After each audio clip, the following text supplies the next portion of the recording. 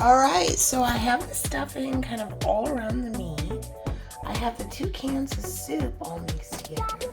And I'm just going to put it on top of it and over it. When it cooks, the soup will thin out. And the meat juices will come out. And everything will cook really yummy together. So here's how you do it. You scoop it up with a spatula. And then you just kind of lay it down on top of it. What's up, dudes? I was just watching this documentary on World War II prisoners of war.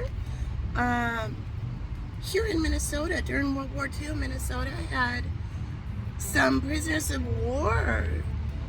Some German POW, I just heard, prisoners of war, some Japanese. Now this wasn't in an internment camp for Japanese citizens. This was actually a prisoners of war.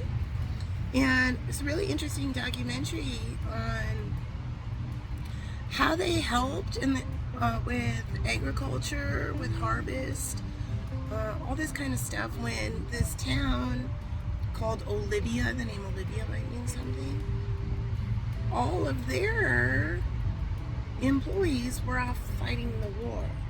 So there was nobody to help pull in the harvest, the onions, the potatoes, the canning, everything for the local community and the war effort to feed people. And so they sent prisoners of war to come do it. And how they were treated, and what life was like as a German prisoner of war in the United States, in Minnesota, during the war. So it's kind of an interesting take, because you don't really hear much about that. And so I was watching it, and all of a sudden Spirit was like, check out the wall. I looked, and these 2 German men were talking about how they were treated really well. And the painting on the wall might be significant. It's around the 20 minute, 50-second mark of this documentary, which I'll link down in the comments section. And poppies might mean something like that, because it's not the same, but it looks very, very similar as a painting I have hanging on my wall in my house. And I got the painting at a thrift store. And so I'll attach it on the end. But that painting might resonate too. So there's all sorts of messages. If you get into studying World War II, this might be really interesting for you. So I'll put that documentary in the comment section here of this video on YouTube. If you don't feel comfortable clicking the link, I totally get it. I'll put the title above it, and you can copy the title and paste it into the search, and it'll bring that up. But I promise I'm not nefarious like it. Alright, so there might be a message for you in all that information. Otherwise, yeah, it's always nice to get smarter.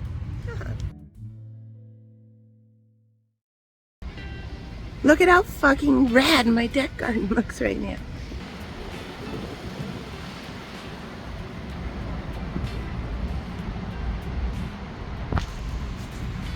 This is celery, some carrots. So I was just at Bachman's here, and if you're local in Minnesota, and I got this rosemary. So this is thyme, English thyme, the best kind of thyme for cooking. I've got this size rosemary, some tarragon, French tarragon. I repotted it all in bigger pots. And then this celery was in a 4-pack. So here's 2 of them, and then the other 2 are over there.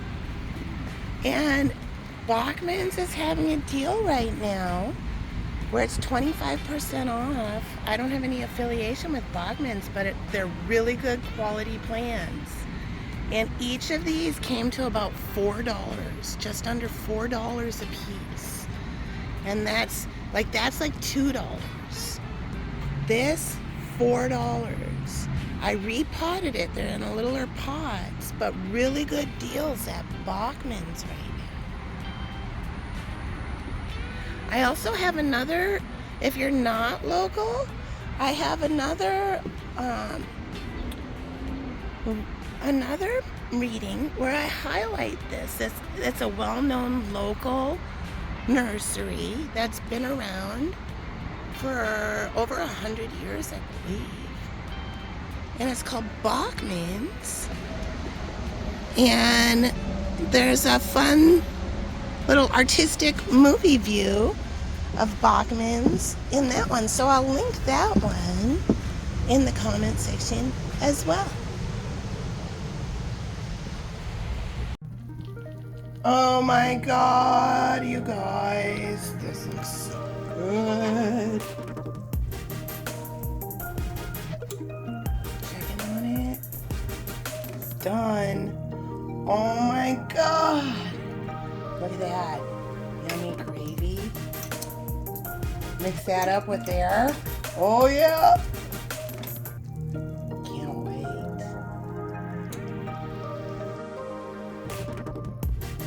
There's a flip. Oh my God, yummy.